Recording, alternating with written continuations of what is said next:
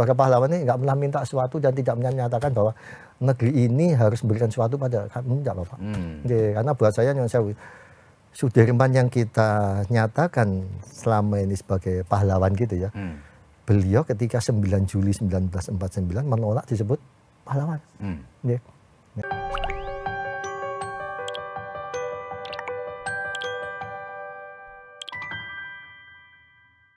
Assalamualaikum warahmatullahi wabarakatuh. Salam damai sejahtera buat kita semua. Bertemu kembali dengan saya Feby Mahendra Putra, Direktur Pemberitaan Tribun Network. Tribuners, pada 17 Agustus 2025 tahun ini, Indonesia memasuki usia kemerdekaan 80 tahun. Ada begitu banyak tokoh yang punya andil dalam proses merebut kemerdekaan sekaligus mempertahankannya. Di antaranya adalah Panglima Besar Sudirman yang terpilih menjadi Panglima Besar Tentara Keamanan Rakyat, itu cikal bakalnya TNI, pada 12 November 1945. Panglima Sudirman meninggal dalam usia muda, usia 34 tahun pada 29 Januari 1950. Dan untuk mengenal lebih jauh Panglima Besar Sudirman, saya telah bersama dengan cucu beliau, yaitu Mas Ganang Priambodo, yang nanti akan kita ajak ngobrol mengenai apa yang beliau kenal dari sosok Panglima Besar Sudirman. Saya akan menyapa Mas Ganang Priambodo. Assalamualaikum Mas Ganang. Waalaikumsalam. Waalaikumsalam. Terima kasih Mas Ganang sudah hadir bersama kami. Mas Ganang, siap. Supaya pemirsa kita mengetahui, bisa cerita sedikit hubungan Mas Ganang dengan Panglima Besar Sudirman itu apa, supaya penonton kita jelas, Mas. Hubungan dengan Panglima Besar yang Sudirman ya. Itu Nyuwun Sewu, yang itu mempunyai anak laki-laki paling tua ya. Yang jadi paling barap. Pak Eyang Sudirman punya anak berapa banyak, Mas? Anaknya sebetulnya 9 ya. 9, 2 itu meninggal ketika usia 3 sampai 4 bulan. Jadi yang hidup 7 ya? Yang hidup 7 ya. Dari yang 7 itu ayahanda yang pertama, kemudian ada adik-adiknya 6. Iya. Kalau boleh disebutkan Mas Ganang, ayahanda nama lengkapnya siapa? Ahmad Tidarwono Sudirman. Ahmad Tidarwono Sudirman. Tidarwono Sudirman. Kenapa dinamakan Tidarwono? Karena ketika itu Ibu Sudirman ketika hamil pertama kali itu di Magelang di Bukit Tidar. Oh begitu ceritanya. Wono itu kan gunung ya, dari Gunung Tidar. Tidarwono itu ya. Jadi karena kebetulan lahirnya di Magelang kan. Di Magelang ya, ada Gunung Tidar di sana ya. Lah sedangkan Mas Ganang sendiri putra keberapa dari ayahanda? Saya dari ayahanda itu ada Mbak Yu saya, kemudian ada saya. Ya. Dan saya mendengar Mas Ganang ini lebih banyak bersentuhan dengan Eyang Putri. Betul nggak, Mas? Iya, karena dari kecil ikut dari Eyang Putri. Jadi gimana ceritanya? Nyuwun Sewu, karena ayahanda ini kan ketika Eyang Putri, Eyang Kakung Sedo di tahun 50, kan usianya masih belasan itu ya, masih 14 tahun. Ya, beliau bagaimanapun juga harus ikut menemani sang ibu untuk membesarkan adik-adiknya. Nah, di sana tentunya kan para pengawal seperti Pak Parjo, Pak Coro itu mengajak beliau ini untuk ikut membantu sang ibunya. Nah, di sana karena banyak kegiatan, maka anak-anaknya suka tidak tertangani katanya. Tapi Ibu Sudirman sangat wise, maka Ibu Sudirman tuh ya sudah anak-anak ikut Eyang Putri aja ya, pada waktu ikut Eyang aja ya. Justru dari sana mungkin sudah takdir saya lebih banyak mendapat wejangan masukan lebih banyak dari Eyang Putri tadi. Iya. Nah, Mas Ganang bisa diceritakan pada waktu Mas Ganang derek Eyang Putri, pada waktu itu Eyang Putri tinggal di mana, Mas Ganang? Tinggal di Jogja, di Kota Baru. Di Kota Baru ya. Kota Baru. Nah, bisa diceritakan waktu itu Eyang tinggal di rumah dinasnya Panglima Sudirman atau di tempat lain atau apa itu? Itu rumah kalau tidak salah dulu Nyuwun Sewu itu dari para pengawal ketika itu, dia kan para pengawal kan ada yang jadi gitu ya. Kami mendapat rumah di Kota Baru dan saya tinggal di sana, sekolah di sana mulai dari TK sampai SMP sampai SD di sana. Mas Ganang bisa diceritakan apa yang diceritakan oleh Eyang Putri ya, karena pada waktu Mas Ganang ikut Eyang Putri, Jenderal Sudirman sudah sido, itu apa yang banyak diceritakan oleh Eyang Putri kepada Mas Ganang mengenai sosok Panglima Besar Sudirman ini? Sebetulnya izin, beliau ini kan juga tidak banyak bercerita tentang sang kakek ya, suaminya tidak banyak. Kami lebih banyak mengenal Sudirman itu justru dari buku. Oh gitu. Ya, tapi person-person pribadi suka disampaikan ya, bahwa beliau ini ya, beliau ini sangat mencintai keluarganya, dan kemudian ketika panggilan nuraninya itu harus melebihkan apa namanya, ketika bangsa ini lebih membutuhkan pengabdiannya, itu justru keluarganya suka di nomor 2-kan begitu. Oh gitu. Maka beliau pernah bercerita bahwa ketika kemudian beliau merasa tugasnya selesai, itu pernah mengajukan kepada presiden ketika itu, sahabatnya Bung Karno ya, bahwa beliau menulis surat untuk mengundurkan diri.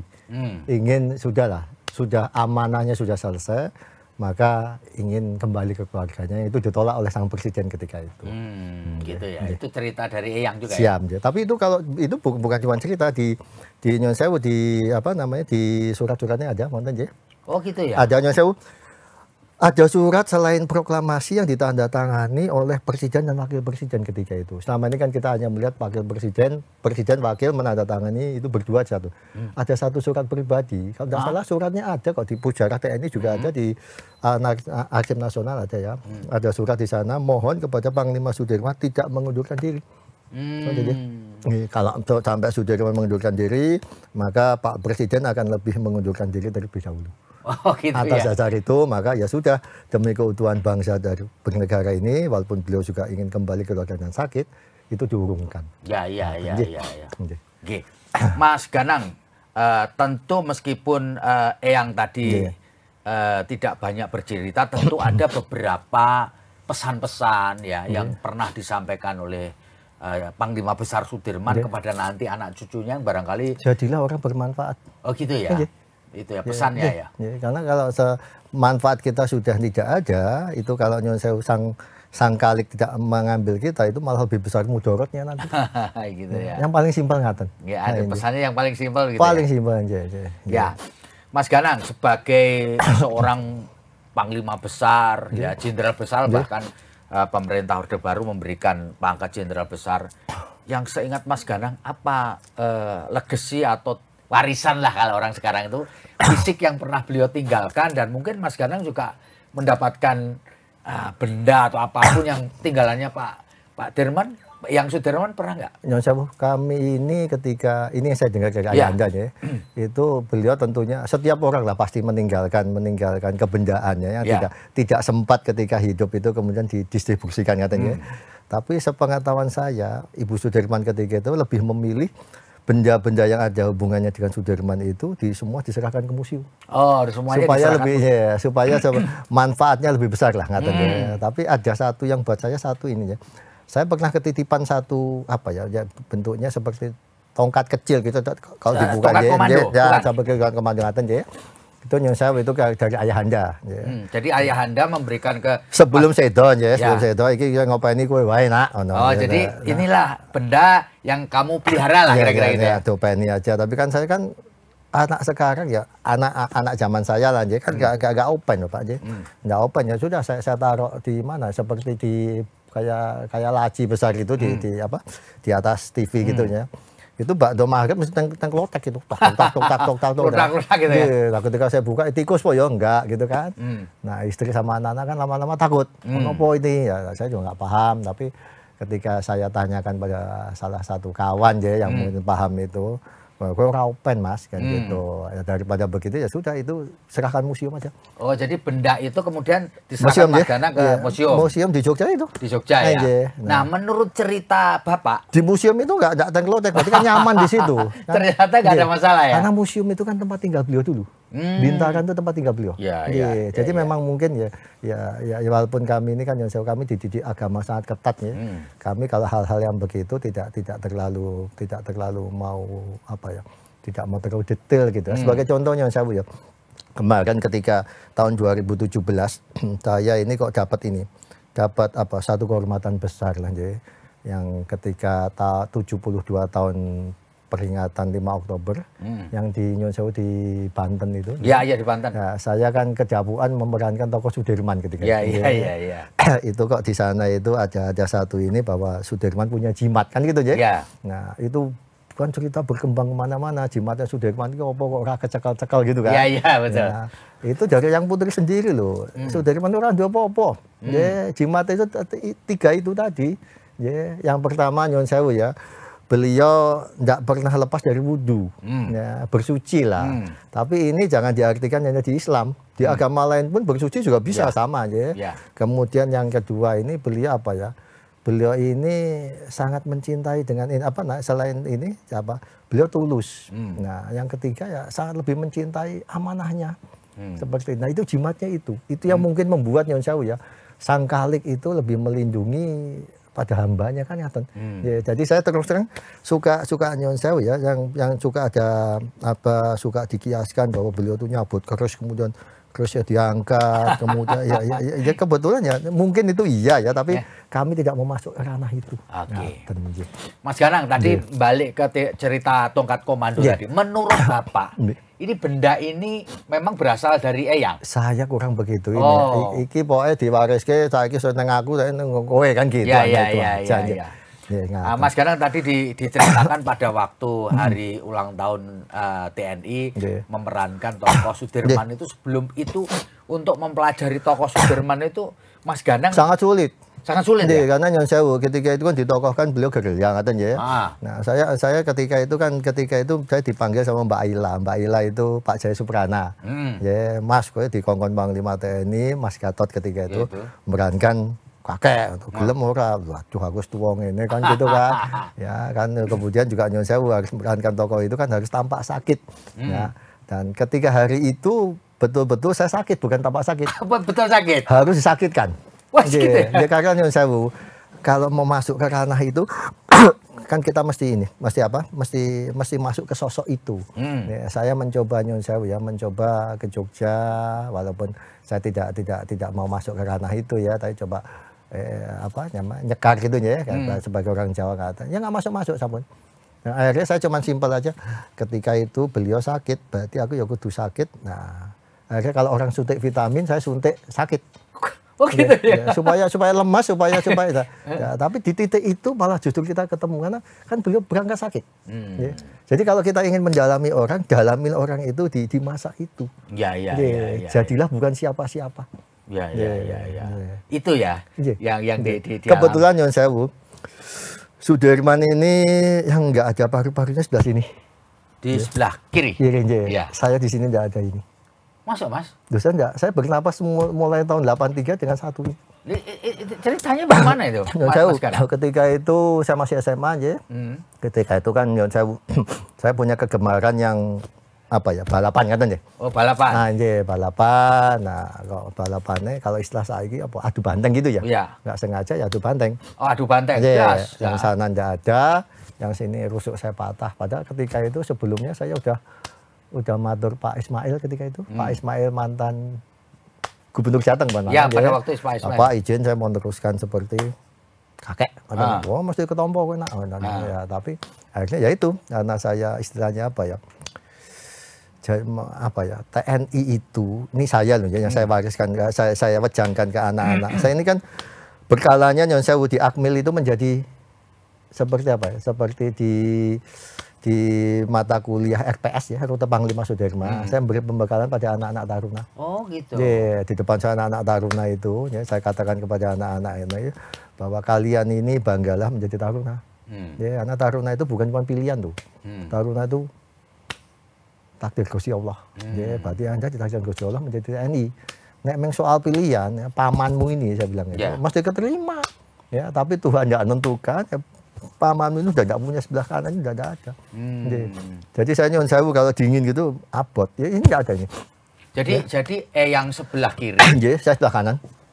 Mas Ganang sebelah kanan karena kecelakaan. Karena kecelakaan ya. Kalau beliau kan dulu Nyon Sewu karena rokok, kemudian ketika itu pengobatan berat, ya, nah maka yang sini diistirahatkan. Ya.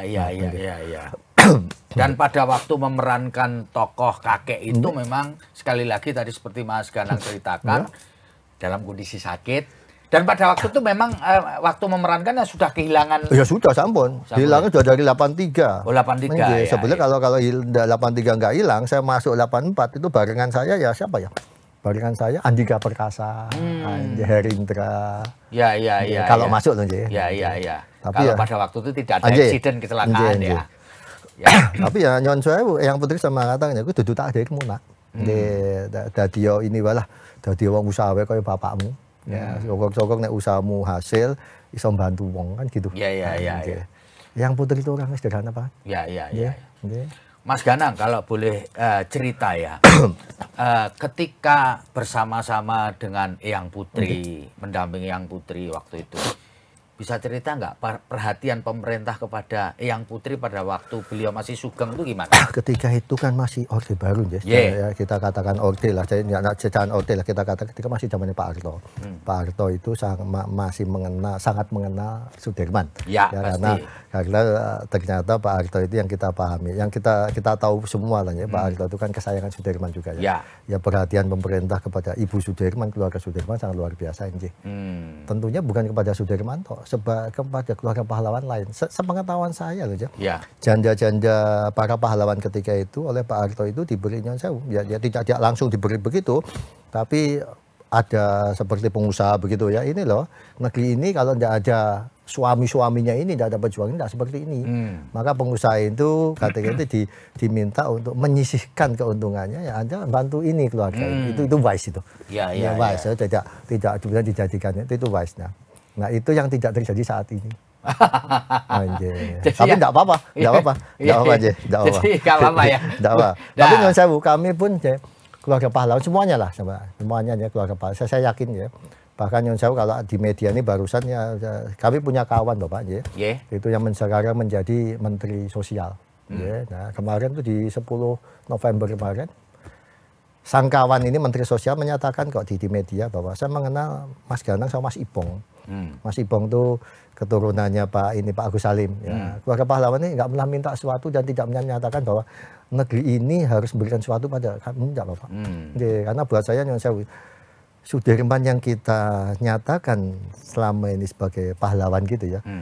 Beliau ketika 9 Juli 1949 menolak disebut pahlawan.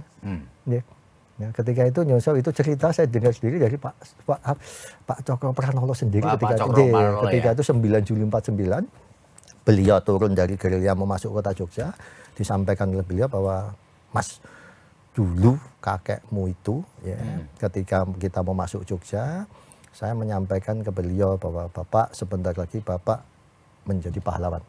Ya, karena Bapak telah memenangkan pertempuran ini melawan Belanda, yang akhirnya Belanda agresi militer berakhir, beliau ini kan. Semua pemimpin ketika itu pulang lagi ke Jogja, Sudirman menyusul beliau nyatakan ditolak di situ, beliau menolak. Pahlawannya bukan saya, bukan kalian semua ini, pahlawannya rakyat yang ada di desa-desa, di gunung-gunung yang membantu kita semua ini. Jadi tanpa rakyat ini kita tidak ada apa-apa. Itu prinsip beliau ya.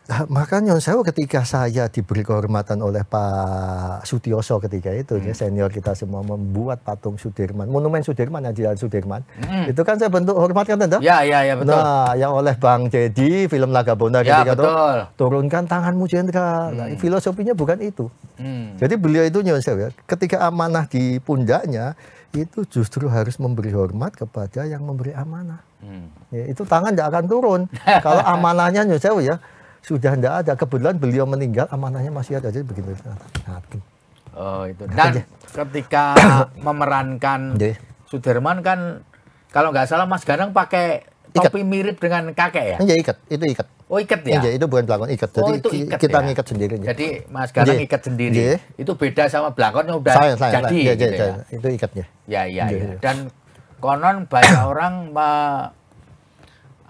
melihat bahwa kok mukanya mirip. Gitu. Sebetulnya saya tidak tahu. Kalau saya pribadi menyatakan enggak. Tapi ada satu kejadian luar biasanya. Seperti saya tadi matur bahwa saya kalau RPS itu rute Panglima Sudirman banyak anak-anak TNI, anak-anak Akmil ya, anak taruna sebelum lulus ya. 5 tahun yang lalu saya masih sempat mendampingi anak-anak itu, kemudian di gerilya tempat Sudirman dulu Pacitan. Oke. Di sana ternyata ada ibu-ibu yang dulu kecil pernah derek Panglima Sudirman. Ya ketika saya memakai baju ibu itu karena sudah sepuh ketika itu merangkul saya sambil nangis. Ya. Nah, ketika itu, Bapak sudah lama tidak jumpa. Saya ketika itu mematuk, Nyon Sewu Ibu, saya bukan Sudirman, saya cucunya. Tapi ketika itu Danjen Agil, Angkurnia ketika itu, dia. Ya, jadi ibu itu Nyon Sewu merasa karena itu Sudirman gitu loh. Padahal Mas Ganang sendiri merasa nggak mirip ya? Ya buat saya enggak. Ya. Tapi karena saya pakai baju ikat gitu, foto-fotonya ada, ada. Tapi kemudian yang membuat saya terharu, ya 7 bulan setelah itu sang ibu ini seto. Oh. Jadi sudah tidak ada lagi Nyon Sewu. Yang terakhir itu ada Nyon Sewu, ada orang yang dulu ketika ini Sudirman ketika di Pacitan dulu. Ini ibu ini suka apa? Nah aku jupuk ke opo gitu. Maka ketika saya pakai belangkon ini mungkin beliau berhalusinasi ngatur lu Bapak itu juga aku Bapak gitu saya lu ki opo tapi saya mau Nyon Sewu Ibu saya bukan gitu kan tapi tidak ada. Karena Pak Danjen, oh siapnya.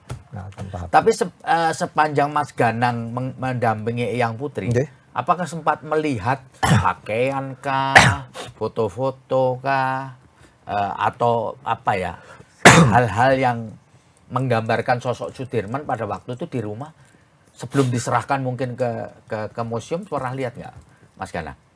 Justru sudah di museum. Oh, itu juga nggak ada semua ya? Nah, ketika itu Nyon Sewu saya kan baru paham itu sosok Sudirman seperti apa di usia sekitar 15-an. Begini. Bahkan Nyon Sewu ketika SD dulu ketika sebut Panglima Besar itu sopo gitu, saya bilang Eyang gitu. Nah, protes kalau enggak. Mas Ganang, kalau boleh saya tahu, rumah yang dulu pernah ditinggali Eyang itu sekarang dalam kondisi apa? Yang mana nih? Yang di Jogja. Yang sekarang yang dulu terakhir ditinggali Eyang Putri, yang dulu ada saya. Ya. Sekarang ini ditinggali oleh saudara di sana. Oh. Masih ada. Masih terpelihara. Masih. Dan kalau boleh cerita juga, Mas Danang, setelah Eyang Putri sedo, ya kan kemudian masa berganti, anak-anak 7 anak yang tersisa lalu cucu-cucu. Jadi kalau boleh disebutkan sekarang ini seluruh keluarga besar Sudirman yang masih ada berapa? Dari jumlahnya, Bang. Dari 7 putra yang... Dari 7 putra tinggal 2. Bungsunya masih ada ini. Oh, bungsunya masih ada. Jadi Pamanda saya masih ada. Jadi Pamanda dan Bule itu masih ada. Ya. Sudah sepuh semua di Jogja. Oh, di Jogja. Kalau total seluruh cucunya? Dari total cucu itu ada 17. Oh, 17 ya. 17 ya. Nah, pas 17 Agustus nggak 17. Kalau dari cicit yang ada sekarang? Waduh, kalau cicit itu nggak ngitung ya? Saya sendiri cucunya udah 3 soalnya. Oh, Mas Ganang 3, putranya berapa? Putra 2. Jadi dari seluruh keluarga besar Sudirman ini ada nggak yang kemudian meneruskan karier sebagai TNI, entah TNI AU, entah TNI AD? Mantu saya dulu. Oh, tapi keluarga besar langsung nggak ada? Langsung nggak ada. Dulu saya Bule itu TNI. Oh, Bule. Jadi putrinya Sudirman pernah ada yang jadi anggota TNI. Iya, tapi sudah sedo. Ya, satu itu aja. Satu aja nih, Suswara. Iya. Perempuan tuh. Iya. Cici Suciati. Dan dari cucunya nggak ada? Nggak ada. Dari cicitnya sampai sekarang juga nggak ada, Pak? Nggak ada. Iya. Tapi sepengetahuan Mas Ganang dulu, apakah Eyang dulu juga berharap bahwa ada keturunannya Panglima Besar Sudirman ini yang menjadi TNI atau apa gitu? Kalau berharap enggak, tapi kan Nyon Sewu di rumah kami kan dulu ketika saya SMA aja ya. Itu kan di depan rumah ada lukisan yang kakung gitu ya. Saya suka melihat ini hebat banget kan gitu ya. Tapi ada kejadian luar biasa ketika itu ya. Kalau surup itu apa ya? Menjelang maghrib gitu ya. Saya kan melihat gitu ya. Saya lagi ini kok luar biasa banget kan gitu ya. Baru saya melihat gitu ada suara halus di belakang saya, ternyata Ibu Sudirman Eyang Putri. Delok ke apa kowe le gitu kan, ya kan. Saya belum jawab, belum mengatakan delok ke Eyangmu ya. Saya belum jawab juga. Beliau tanya, gumun itu kagum ya. Nah, ada satu hal yang luar biasa dari Eyang Putri ini. Nah, kalau makhluk Tuhan siapapun juga, kita nggak boleh gumun, nggak boleh kagum. Even itu kakekmu yang sangat dilihat orang sebagai panglima besar, pahlawan besar, kita tidak boleh kagum. Kekaguman kita hanya boleh pada sang nabi. Tapi kamu boleh bangga. Nah, dari sana Nyon Sewu, kami dididik tidak pernah gumun. Maka saya ngajari anak-anak saya, keturunan saya, ketemu siapapun rasa gumun lah.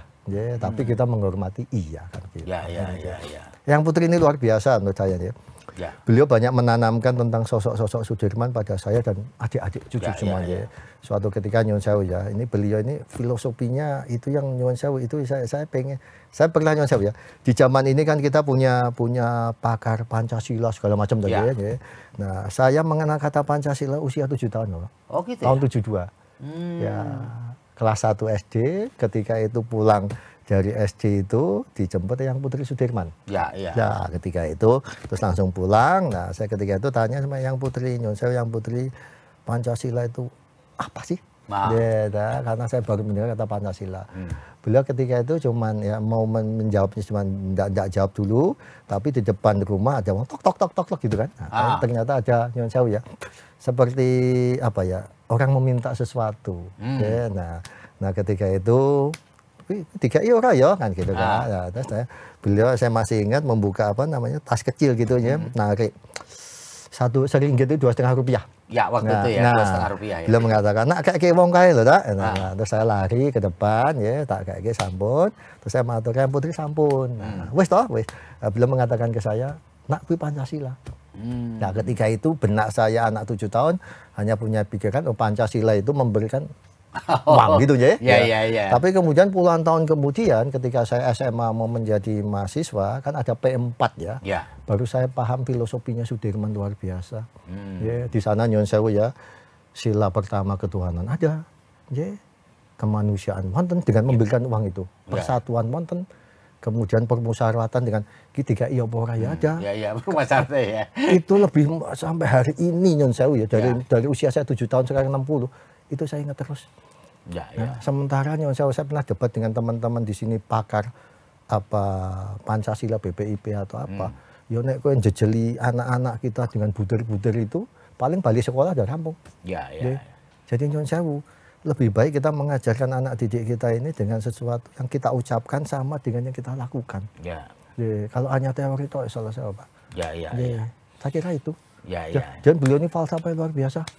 Mas Ganang supaya kita tidak putus apa namanya konteksnya. Boleh dong cerita Eyang Putri ini nama lengkapnya siapa? Siti Alfiah Sudirman. Siti Alfiah Sudirman. Beliau meninggal kapan? Meninggal tahun 1997. 1997 ya. Masih ingat hari, tanggal dan bulannya Mas Ganang 97? Agustus, 22 Agustus. 22 Agustus jadi beberapa saat setelah perayaan kemerdekaan dong ya. 22 Agustus 1977. Dan Nyuwun Sewu Bapak, Nyuwun Sewu kalau kita kaitannya dengan 17 Agustus ini ya. Setiap bulan Agustus itu kita bukan dilarang, tapi dihimbau jangan beli baju baru. Oh gitu ya? Oleh Eyang Putri. Eyang Putri. Tadi Eyang Putri. Nyuwun Sewu begini ya.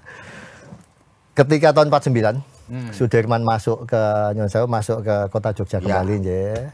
Saya pernah dipanggil ketika itu oleh Pak Rosian Anwar, ya 9 bulan sebelum saya itulah. Beliau mengatakan, nak, kamu nggak pernah perhatikan ya bahwa Sudirman itu sosok yang jujur pada sejarah ini. Saya katakan, izin Bapak, maksudnya Bapak apa? Loh, kamu nggak perhatikan? Ya, 19 Desember beliau itu masuk gerilya, pergi meninggalkan kota Jogja. Beliau pakai baju apa Mas Pak? Loh, pakai jubah itu. Nah, kamu perhatikan nggak? Pulang 9 Juli 49, kurang lebih 8 bulan. Bajunya masih dipakai itu kan? Sama ya. Beliau ingin menunjukkan bahwa perjuangan seperti itu. Nggak boleh Nyuwun Sewu berangkat dengan ini, pulang pun dengan ini. Dan beliau tahu masyarakatnya ketika itu, rakyatnya juga masih dalam kesulitan. Maka ketika itu Nyuwun Sewu ya, menjelang 17 Agustus, 10 hari sebelum 17 Agustus, sang presiden kita ini sangat paham sosok Sudirman seperti apa. Maka beliau menulis surat bahwa Adinda, sebentar lagi, tapi nanti detail suratnya ada semuanya di ini sudah ada. Adinda, intinya Nyuwun Sewu ya, Adinda bahwa saya presiden sangat tahu persis bahwa Adinda ini sebentar lagi mau hari kemerdekaan. Adinda nggak punya baju kok yang pantas pakai. Ini saya kasih baju pantas pakai supaya dipakai. Tapi itu pun nggak dipakai. Nah, atas event itu, maka Ibu Sudirman mengatakan ya, kene iki meneladani Sudirman, ya lakukan seperti yang dikatakan Sudirman. Jangan beli baju baru. Ya, Di 17 Agustus lah itu boleh, tapi itu tidak dilarang, diimbau. Diimbau aja. Diimbau. Jangan beli. Pendahulumu dulu bisa beli tapi nggak beli kan gitu. Iya. Jadi buat kami bulan Agustus nih ya jadi pengingat bagi kami semua. Ojo tuku dhisik. Mau beli nanti. Dan kebetulan yang Putri meninggal pada bulan Agustus juga. 22 Agustus. Pak Ganang, sepanjang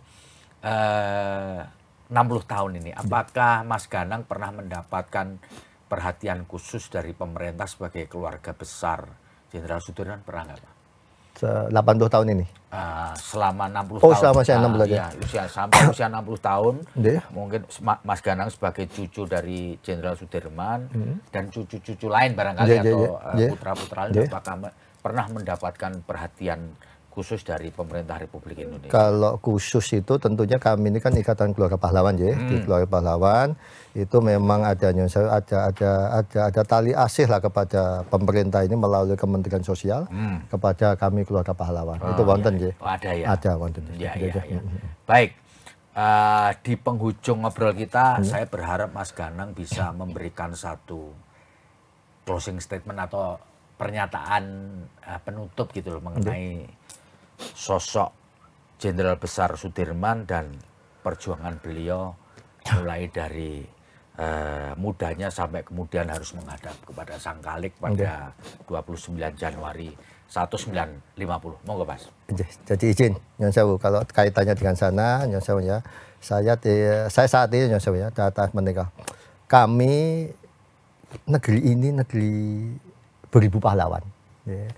Negeri sebelah nggak punya begitu. Ya. Nah, ketika itu kami saat ini Nyon Sewu Bapak ya, melalui Yayasan Panglima Sudirman ya, ingin mengenalkan sosok para pahlawan kita kepada anak-anak penerus bangsa ini. Karena Nyon Sewu, anak-anak sekarang harus diberitahu tentang pahlawan, sosok-sosok pendahulunya yang Nyon Sewu mencintai negeri ini siapa. Ya. Nah, kami saat ini sedang memulai akan buat film tentang Panglima Sudirman. Oh itu ya? Tapi Nyon Sewu, saya tidak ingin subjektif tentang tokoh Sudirman itu. Jadi saya tidak akan judulnya Sudirman, tapi sosok Sudirman, sosok pahlawan ya, yang ketika itu masih ada, ya, kemudian tentang kepahlawanan beliau ketika masih muda. Jadi itu akan muncul film itu ya? Tapi Mas Ganang tidak jadi pemeran di sana? Enggak, sudah enggak. Saya harus menjadi inisiator ini. Oh, inisiator ya. Nah, kalau boleh saya tahu kira-kira bisa kelar kapan itu film Mas? Harapan saya nanti di 5 Oktober tahun depan atau 10 November nanti pas hari pahlawan. Oh, tahun ini? Tahun depan. Tahun depan 2026 ya Mas ya? Nah, ini sebenarnya saya menyambut apa yang disampaikan oleh Bapak Presiden kita, ya Bapak Prabowo ini yang menyatakan bahwa untuk menyambut tahun 2045 tahun Indonesia Emas, ya, maka kita harus mendidik anak-anak bangsa ini untuk menteladani atau meniru karakter para pendahulu. Nah itu kami sambut. Saya ingin dimulai dari Sudirman dulu, nanti lain-lainnya monggo. Dan ini sudah insya Allah akan mulai syuting awal di 5 Oktober nanti. 5 Oktober 2025. Baik. Terima kasih Mas Ganang Priambodo, rawuhipun ngobrolnya luar biasa. Dan semoga film Sudirman dan keluarga besar Jenderal Sudirman akan dapat memberikan role model atau contoh kepada generasi berikutnya. Saya Feby Mahendra Putra pamit undur diri. Assalamualaikum warahmatullahi wabarakatuh. Salam damai sejahtera buat kita semua dan jangan lupa tetaplah bahagia. Terima kasih sudah nonton. Jangan lupa like, subscribe, dan share ya.